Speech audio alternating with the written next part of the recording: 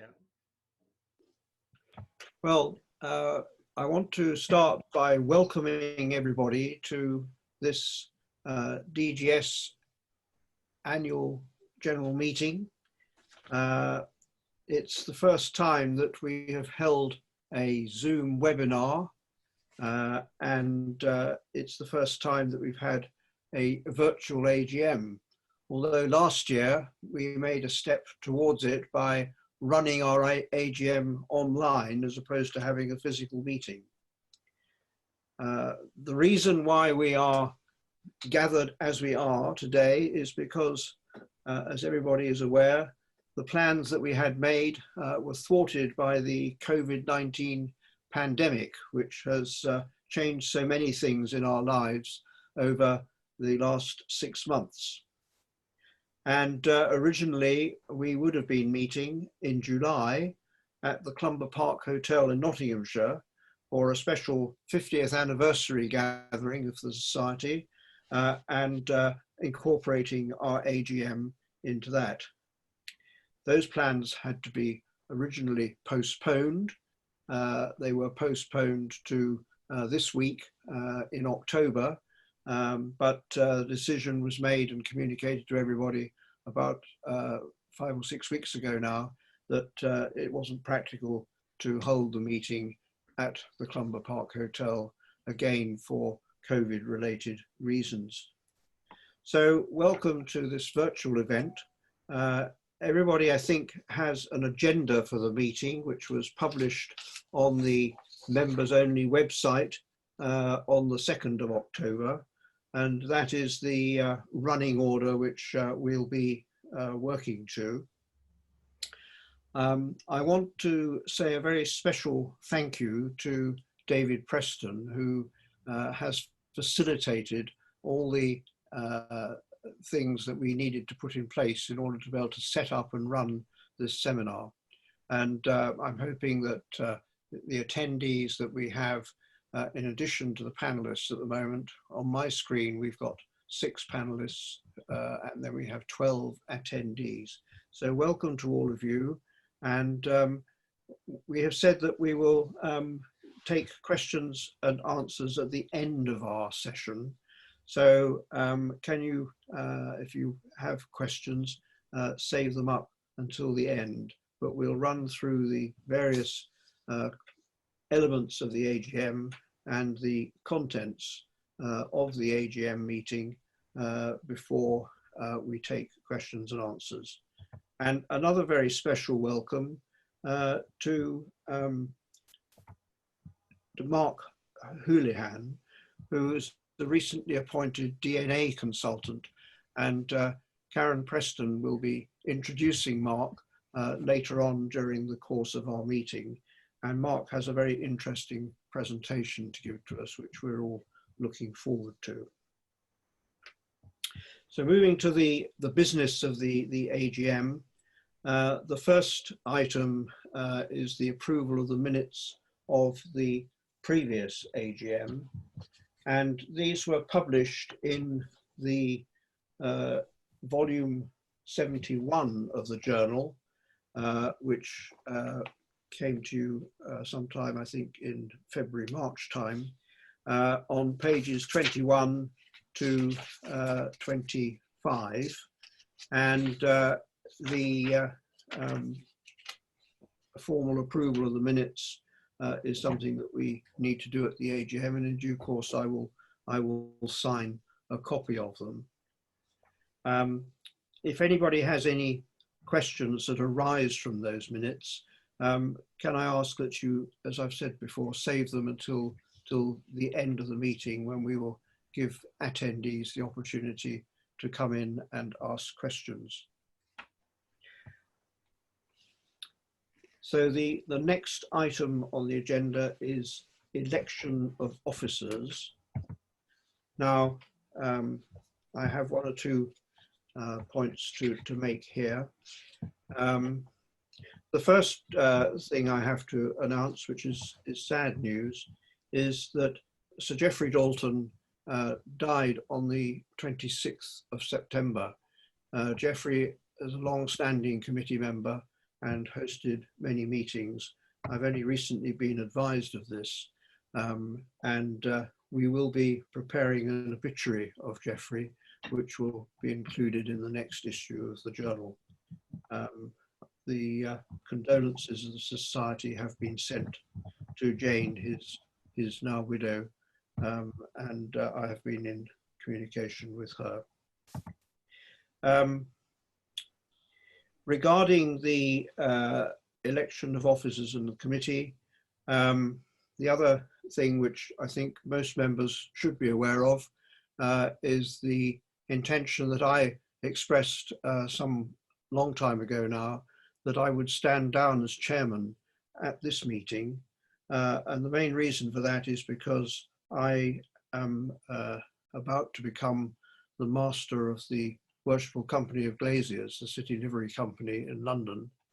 And it's not really practical for me to commit to continuing to have executive responsibility for society while I have that role as well. So in discussion with members of the committee, it has been proposed that the appointment be made of Howard and John as joint acting chairman of the society for the time being. And I wish to propose that, and I trust that that will meet with the approval of the membership. Regarding the rest of the committee, as far as I'm aware,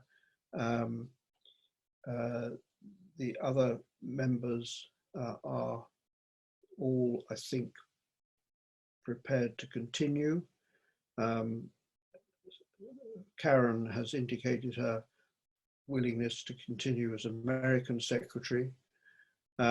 People will know that Maureen Collins has retired from the committee as the Australian secretary, and we are looking actively for somebody to replace her, but we're not able to make an announcement about that at the moment.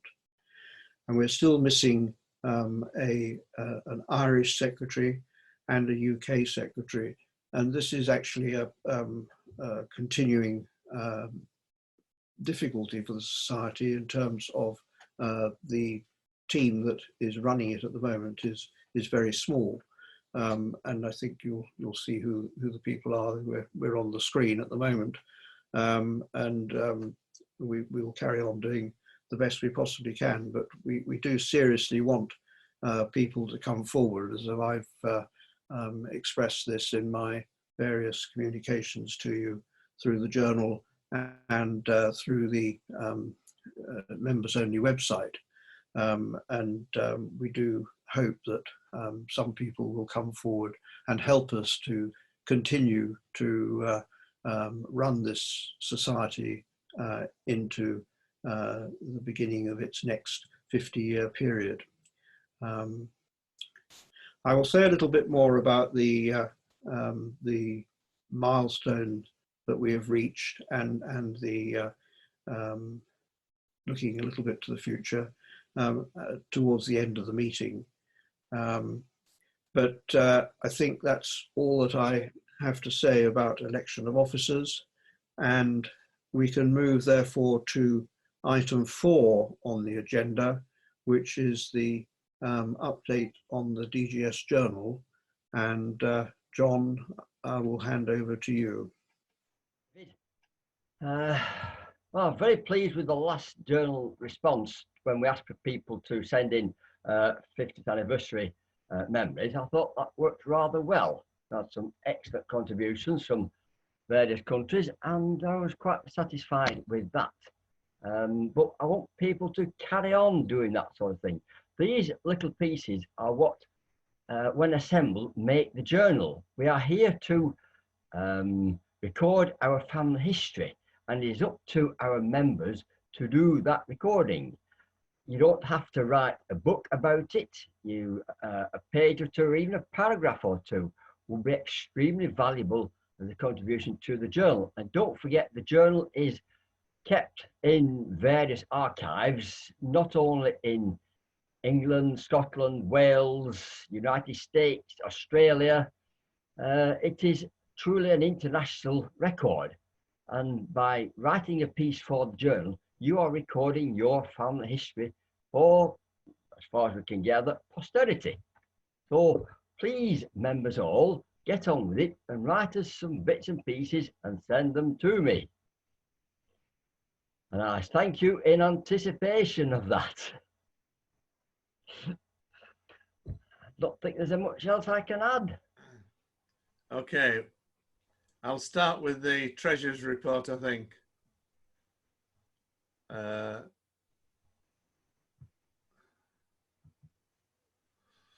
Okay. The Treasurer's report for the accounts for last year, 2019, are as follows. We incurred an excess of expenditure over income of just over £1,600, mainly for two reasons. One, the cost of a DNA consultant, and also costs incurred with this GDPR compliancy and updates to the software. Those two items virtually marry with the income and expenditure deficit. The GDPR stroke software cost for the accounts for this year, for 2020, have been reduced considerably, thanks to David. And we think we'll be incurring a cost of around about £70 or £80, which is considerably different. We also have in there the figure of the deposit that we paid for the accommodation, catering and the facilities at Clumber Park. This is in the process of being repaid, so that will appear as income during next year. One thing in the accounts, we normally would account for 2 journals in the 12 months, but on this occasion, because the way that the journals were issued, we have only accounted for 1, because only 1 actually came out and was invoiced in 2020. We'll be back to normal for, in 2019, we'll be back to normal for 2020. In terms of costs, the cost, our main cost obviously is the journal and the postage. The postage is of a concern because it has gone up considerably, particularly the cost to the USA. Journal print costs rise, as all things do. But what we have started to do is to offer the facility to members to have their journals sent to them in an electronic form, which not only saves us the postage, but it saves us a small amount of print costs. Obviously, there won't be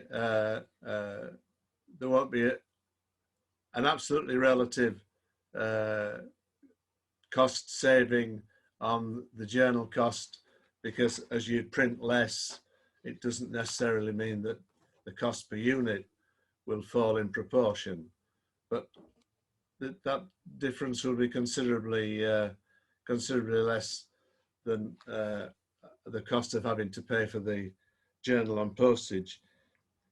To date, I think we have approaching 25 members who have indicated that they're quite happy to receive the journal in an electronic form.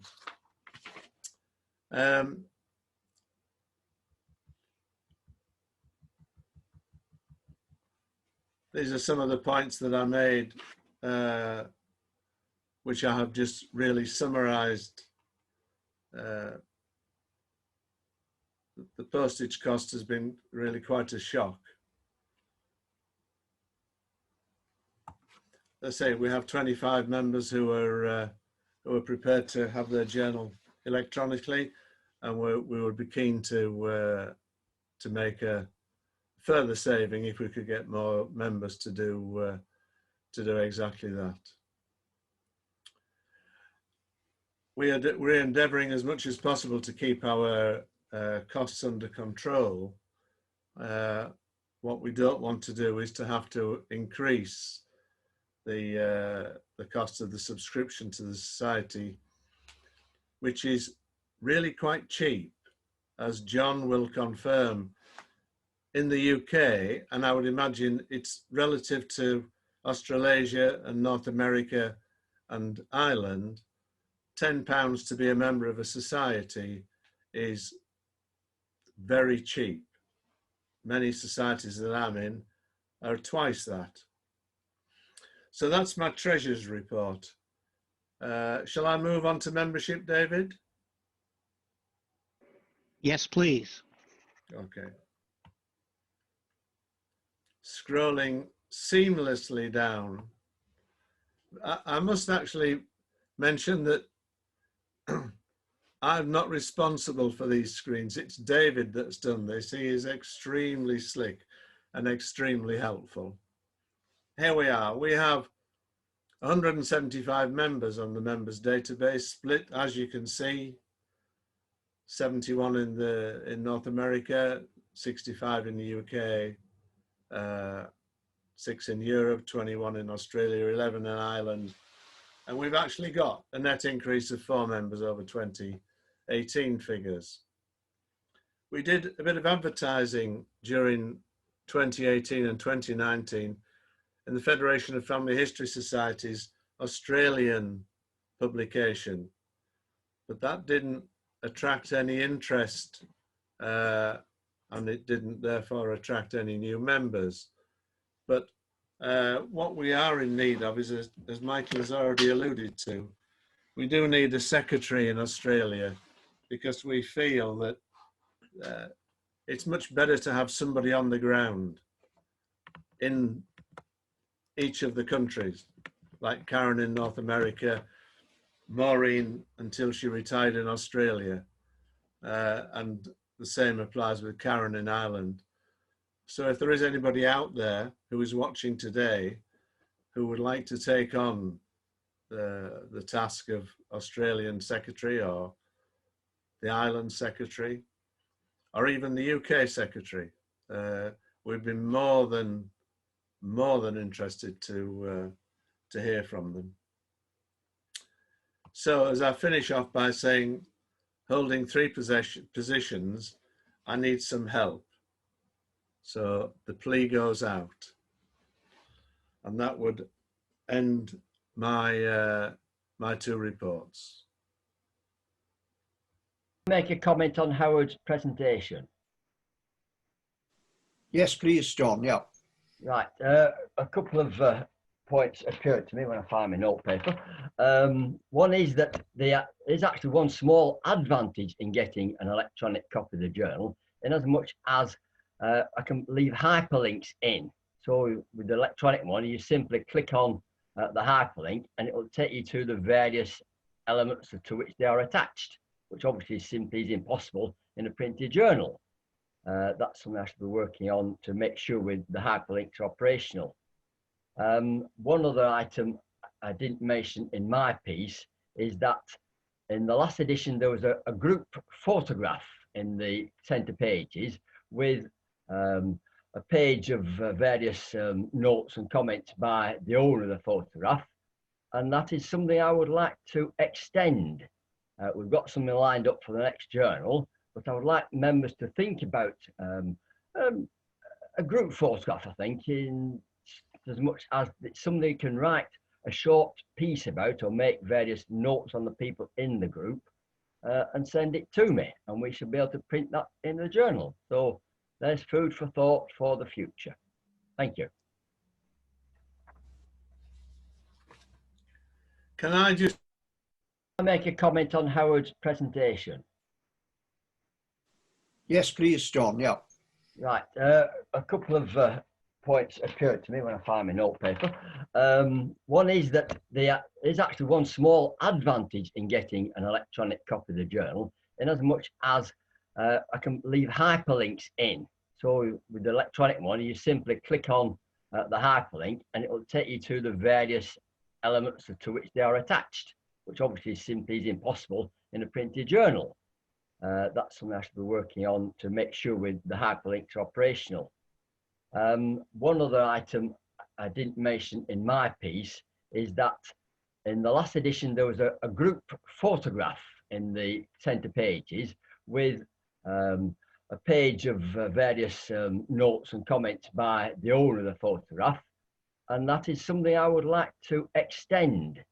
We've got something lined up for the next journal, but I would like members to think about a group photograph, I think, in as much as it's something you can write a short piece about or make various notes on the people in the group and send it to me, and we should be able to print that in the journal. So there's food for thought for the future. Thank you.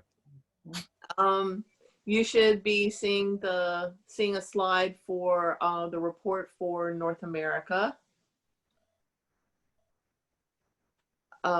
First topic is the membership. As of the end of September, we have 71 members in North America, which is 69 in the US and 2 in Canada.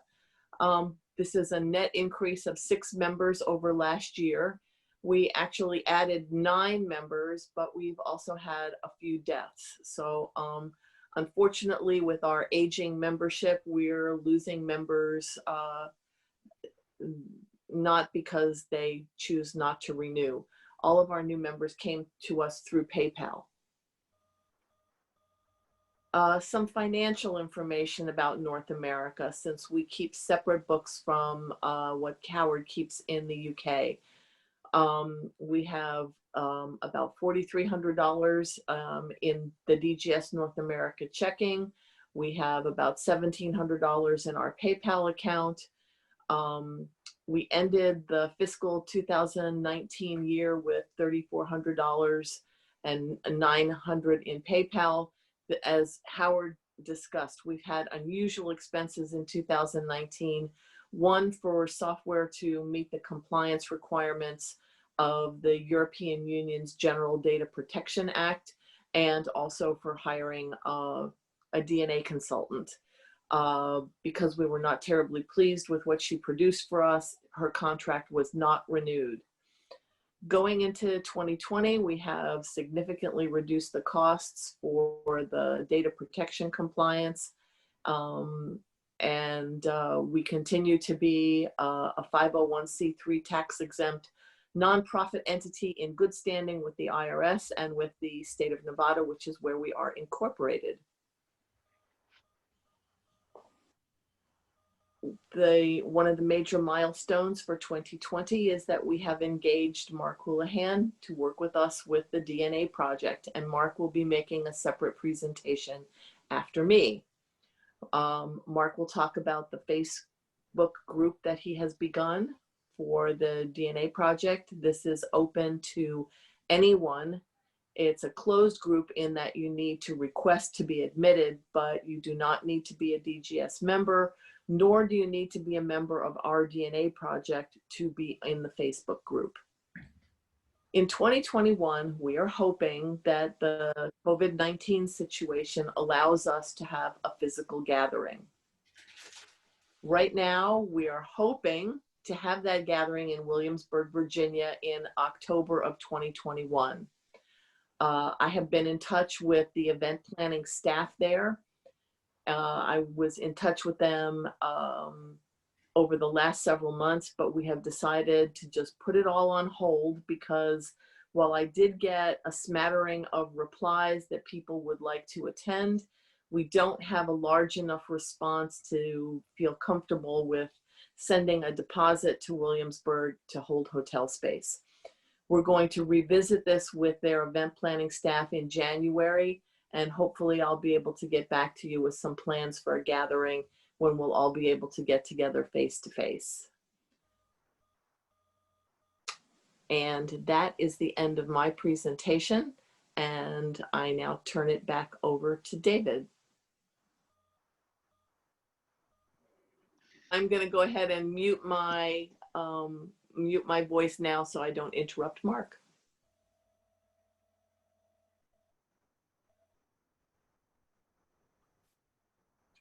Hello, everyone. Pull up my slides here.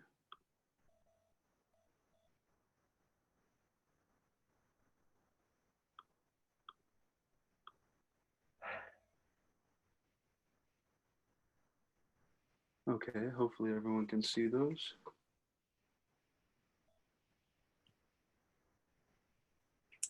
All right, my name is Mark Wallahan, and this is my wedding photo. I'm a forensic genetic genealogist, so you may ask what that is. And I help assist law enforcement with identification of missing persons, John Does, Jane Does, and trans Does using DNA. I have a background in DNA project administration. I began administrating the Houlihan DNA project at Family Tree DNA a few years ago. And shortly after that, I founded the Houlihan One Name Study with the Guild of One Name Studies. A short time later, I began administration of the Holland and Nolan DNA projects as well. I volunteered for the DNA Doe Project, which is a nonprofit that helps identify John, Jane, and trans does. And I am also a search angel, which is someone who helps assist adoptees in finding their biological families using DNA. For purposes of this report, I'll use the basic understanding of female and male to stereotypically be XX and XY, respectively. This report does not include any gender variant data. I'll be covering some advanced topics here, so if you have any questions, feel free to reach out to me anyway. I've reviewed all of the previous consultant, Chris Pomery's DNA reports, and I've grouped 45 members from the ungrouped category into their respective genetic families based on the modal values of the STRs in these groups. The main focus area that I'll be speaking about today is SNP testing, which expands on Chris Pomery's recommendations. In almost all of his reports, he suggests to have members test their haplogroup or take a SNP test. And SNP tests have come a very long way in the past 5 years and are now even more beneficial than they were before.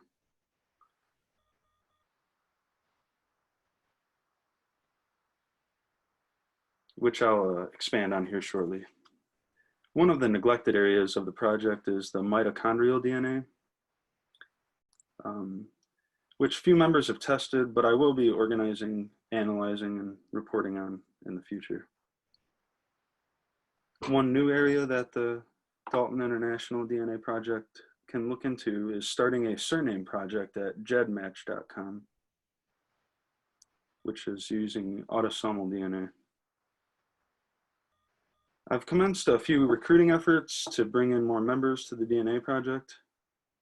One thing I've done is start a Facebook group as an open forum for Daltons to discuss genealogy and DNA. If you'd like to join, just go on Facebook and search for Dalton Genealogy or Dalton DNA, and you should see the group. So I just started it at the beginning of September, and we already have over 100 members. So it's promising. Another recruiting technique that I've done is sent out a bulk email to all the people at the Family Tree DNA database with the surname Dalton, and I've invited them to join the project as well. I've aggregated all of the project's SNP data, which I cover just the 4 main genetic groups in the next few slides here. So Many of you are familiar with STRs, short tandem repeats. These are the basic Y-DNA tests that are sold at Family Tree DNA. These are the 12, 25, 37, 67, 111 marker tests. SNPs are single nucleotide polymorphisms, which are mutations that occur along the base pairs, the ACs, Gs, and Ts on the Y chromosome. STRs have unknown rates of mutation, whereas SNPs generally mutate every other generation. STRs are known to back mutate, which causes an inflated sense of close relatedness. For example, one person could have a value of 12 at, say, DYS 390, and his son could have a value of 13 at that marker. But his grandson could mutate back to the same value 12 that his grandfather had. It is very rare for SNPs to back mutate. And convergence is where members of one family randomly mutate closer to another family's modal values. There is no known convergence using SNPs.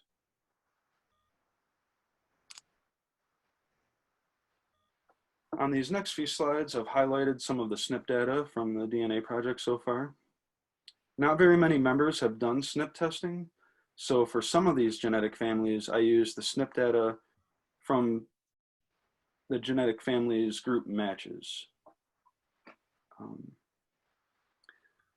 The way I like to think of these SNPs is as people.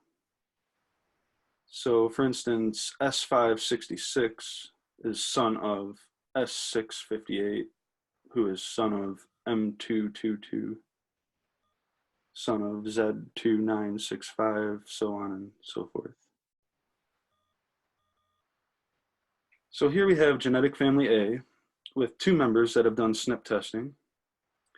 And these two members share a common ancestor, which is SNP S658. And S658 lived 2,000 years in the past, before surnames even began. So this is an example of what the SNP data can do, which is separate the lineages even further than we have previously been able to do, which will help members determine who they are more closely related to in their genetic families. This is genetic family B, and no members of this group have done any SNP testing. So I've selected two matches to several members of the group that have very different SNP paths that could match several members of family B. So members of genetic family B could either be down the path of U106 over here, or they could be down this path of ZZ11 over here. Those two SNPs are about 5,000 years ago. So if some members of this family test positive for these SNPs, and some members of this family test positive for these SNPs, we know that we can split this genetic family into two parts, maybe genetic family B1 and genetic family B2 or something similar. Genetic family C is here, and we all know that members of genetic family C have a common ancestor with a well-documented genealogy in the past 500 years. So all the members of genetic family C are either going to be down this path of ZZ90 or this path of ZZ11. If one member of the genetic family were to do a SNP test or a big Y test, we would be able to determine which path the SNP path goes down. Genetic family D is interesting. Only one Dalton has done a SNP test, and also another Dalton that's not in the project has these same SNP marker values. Well, we have a Fitzpatrick in the group that matched relatively closely. As you can see, there's a wide variance of 850 to 4,000 years. But based on the STR data and the fact that a few other Irish surnames like Phelan and O'Neill are matching here as well, I would assume that it's closer to the 1,000-year mark, which is right around the time surnames first began in Ireland. The Fitzpatricks and the Daltons probably share an ancestor before anyone even began using a surname. So, if we had someone join that was not sure if they were a Dalton or a Fitzpatrick, maybe they're an adoptee, they could do a single SNP test and test here F2, FT12563, or they could test here at A1488, and we would be able to tell then if they were a Fitzpatrick or a Dalton.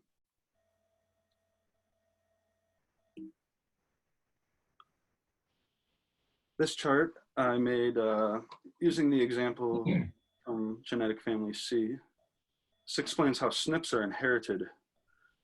You can see that a man's son will always inherit his genetic mutations and will sometimes have a new mutation that gets passed down onto his son. This is why SNP testing can be such a powerful tool, because you can decipher which branches of the tree came first based on the SNPs that a person inherits.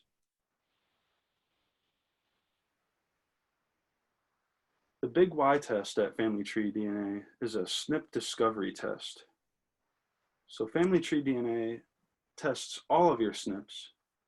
And this is helpful because if another close relative does one, Family Tree DNA will define a timeline for your lineage and place the SNPs in order.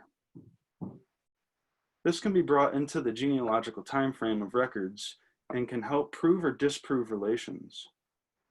For instance, if an adoptee tested and we had two Big Y testers from genetic family C, and they were a close match to them, we could see exactly which branch of the family that this adoptee came from.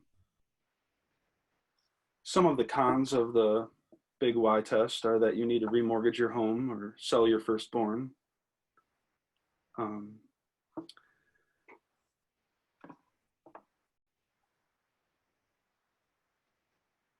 That might not even produce all the data that you're expecting or wanting. SNP tests are also subject to change. You may find that in a couple years, Family Tree DNA has a new SNP tester that proves that your lineage is actually in a different location on the haplotree.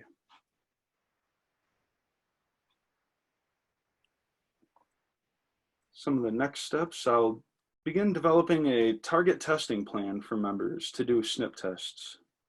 Not everyone in the project needs to drop $500 on a Big Y. So I'll put together a list based on various factors of members that would be most beneficial to have do these tests.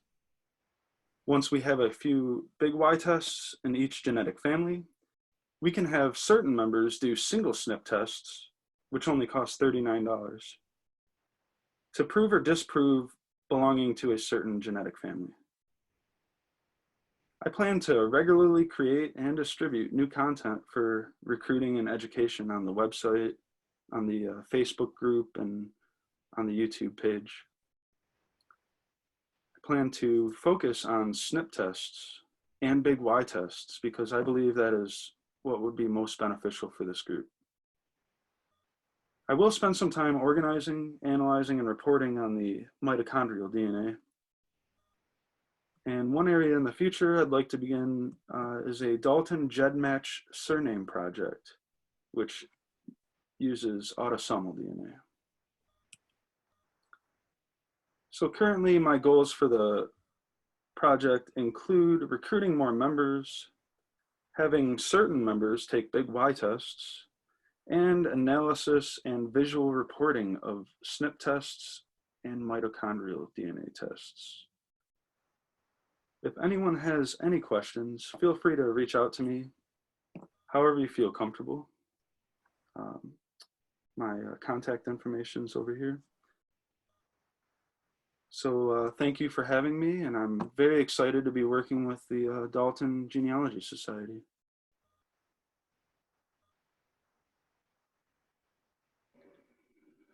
Thank you, Mark.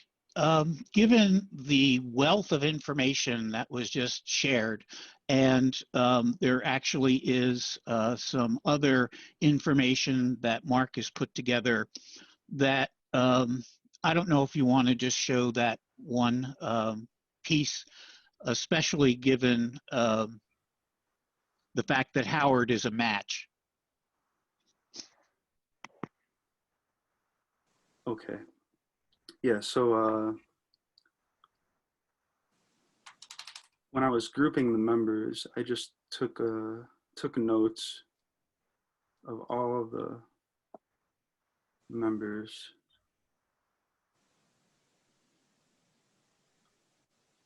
There you go.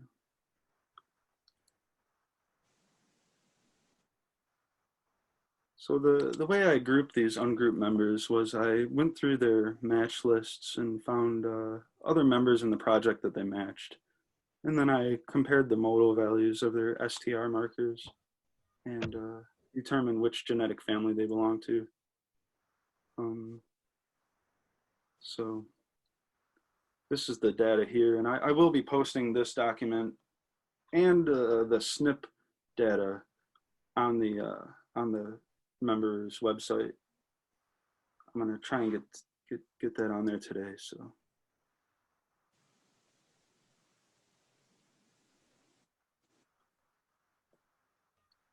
Thank you, Mark. Back to you, Michael, please. Okay, well, thank you from me to Mark. Mark, I think, has given us a lot of interesting things to think about, and we'll very much look forward to working with you, Mark, over the coming months, and as you develop the project and communicate more with us. I think if there's any questions that come up relating to Mark's presentation, Yes. I'm looking at my Sorry. chat feed, seeing whether anybody has Yes, come Kathy Negres. Oh, that's not on my screen. Oh, hang on. It's because I've got all panelists, right.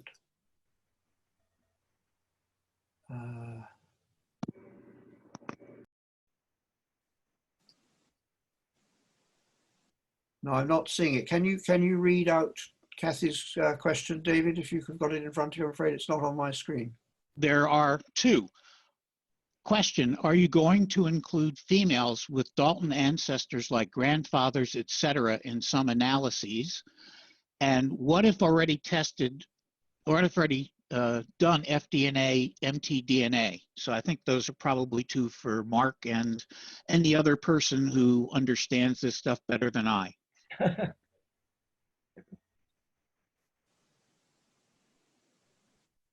Mark, have Yes, you've got those questions? Yep. Yeah, I do. Yeah, so we do plan on including females. Well, with the Dalton ancestors, I'm not exactly sure what you mean there, but we are including females in the DNA project. So you can join the DNA project with your autosomal DNA or your mitochondrial DNA. So I will be, and that was your next question, your mitochondrial DNA. So if you've already done mitochondrial DNA, I will be looking at the data and grouping you with other members that have similar mitochondrial DNA haplogroups. So I hope that answers your questions. If I could just comment a little bit on some of the sort of history of our project, mitochondrial DNA is something that I think most members who have done DNA tests with family tree DNA have automatically had a mitochondrial DNA result come along as well. Some female members who have specifically done mitochondrial DNA results as well, but we've never really got our heads around how to interpret this information. So it would be very helpful to us to have your guidance here, Mark. I'm hoping that it will be possible to draw some conclusions in terms of matches and useful information to assist people in their research where they're trying to get female links with Dalton families. So that, I think, will be much appreciated by all the members who have mitochondrial DNA results, and over the years we've not really been able to respond to those in any terribly meaningful way. So thank you for that. And I'd like to add, Mark, that some time ago I started collecting GEDmatch kit numbers for members of the DGS who have done autosomal DNA and have uploaded to GEDmatch. And I have also asked them for a handful of other surnames besides Dalton that appear in their family tree, so that members can look at the table and see who they might likely be a match to, so that they can then go to GEDmatch and try a one-to-one comparison. And I will send you that list. All right, sounds good.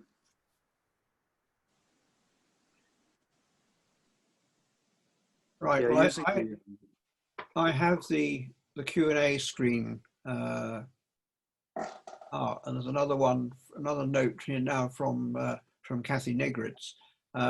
In the past, someone contacted Karen about O'Neill and the Dalton connection. Karen, I don't know whether you want to comment on that at all in terms of the conversation you had with Kathy, but I'm not quite clear what the question is. It just makes, I think it's just a comment. Yes, for the other attendees that are on the call. Some time ago, I was contacted by a genetic genealogist in Ireland named Seamus O'Neill. And Seamus was doing a study that was comparing 3 particular STRs that had together form a unique signature. And I did forward all of that correspondence to Mark. I don't know if he's had a chance to wade through it yet. But basically it was a value of 9 on markers 390A and 390B, and a value of 21 on, I'm wanting to say 395, but I could be wrong. Anyway, those 3 markers form a very unique signature. The members of Group D all share that signature. No other members in the Dalton DNA Project have that signature. And Seamus's theory is that this relates to an ancient Irish clan before surnames were in common use, probably maybe as far back as the 400s. But I don't know that he's actually come to any concrete conclusions, or that we know anything more definitive than this is a theory and it's a unique shared signature of Group D members. Yes, it is a good theory. I do see quite a few O'Neills and Phalans in some of Group D's matches. So, in Group D, like I was showing with the Fitzpatrick connection, it's possibly 1,000 years ago, right around the time surnames began. It's likely that they are descendants of the O'Neill clan. So yeah, I believe his assessment is a good theory. Lots for you to work on, Mark. Lots of raw data.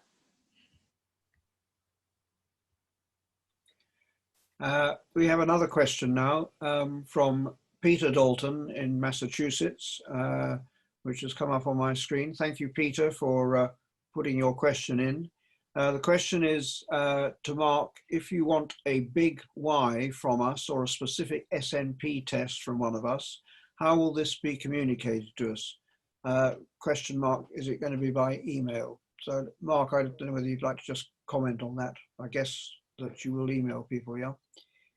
Yeah, so once I put together a list of the members that I believe it would be most beneficial to take these big Y or SNP tests, I will be emailing the members individually and suggesting this to them. Okay, thank you very much. I'll just give people a moment. Any other questions coming in for Mark on his presentation?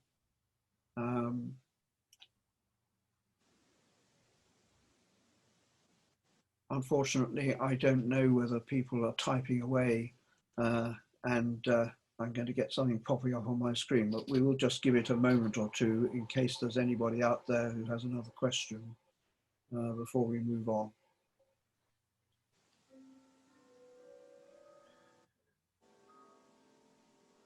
While we're waiting, on behalf of all the members of the Society, I would like to thank Mark formally for his very enlightening presentation. And I think we have exciting times ahead now with the DNA project in terms of being able to take things forward. And we very much look forward to that. And the work that you're planning out, Mark, is, I'm sure, really going to help lots of people over these coming months. So thank you very much indeed. Yeah, it's my pleasure. I'm quite passionate about this stuff, so I really enjoy it. Right. Okay, Kathy Negritz has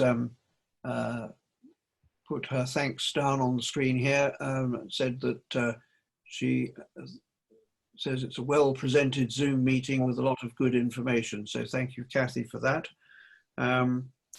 If anybody has any other questions amongst our audience this afternoon that you want to ask relating to any other parts of the meeting, again, we'll just have a little pause to enable you to put those questions in before I bring the meeting to a close. So I'll just give you a minute or two.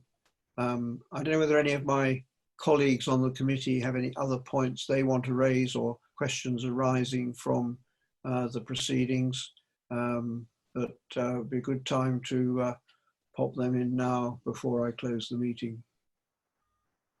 I'd just like to let everyone know that this is all being recorded and it will be made available on the DNH site, hopefully with the questions and answers, but the other documents that Mark talked about, the presentation slides and the meeting minutes will all be put up for all the members to see. So if you have members that could not or did not participate in this call, they can still watch an abridged version of the video. Hopefully I'll be able to take out some of my mistakes. Thank you, David.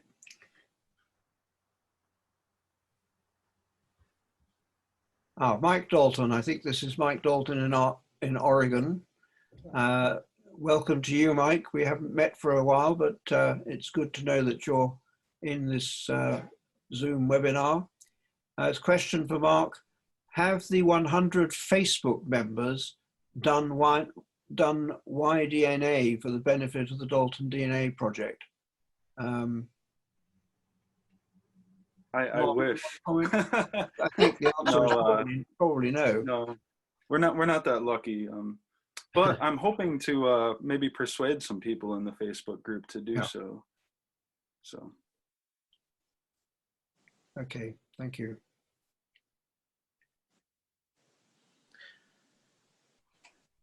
Right. Well, I think I'm going to draw this historic event to a close.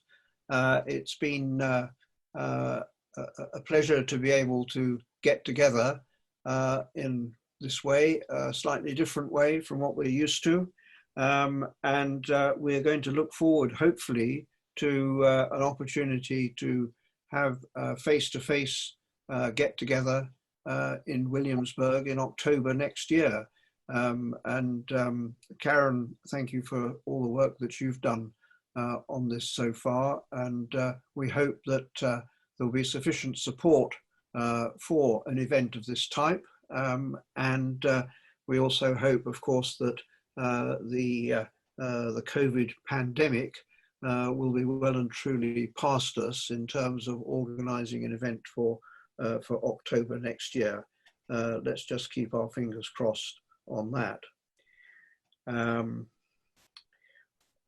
I'd like to express my particular thanks to all the members of the committee, John and Howard and Karen, who are here, and of course David, who assists us so much with the technical side of things. And we haven't had a full website report as part of this meeting, but David does a tremendous amount of work behind the scenes to actually maintain our web presence.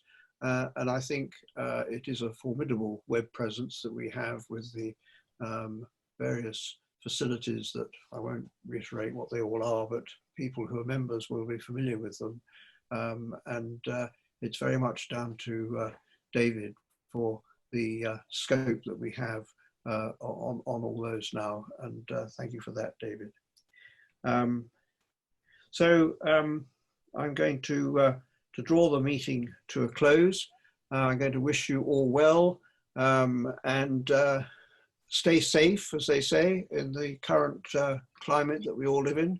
And good luck with your researches. And I shall look forward to keeping in touch with everybody over the coming months and year. Thank you very much, everybody.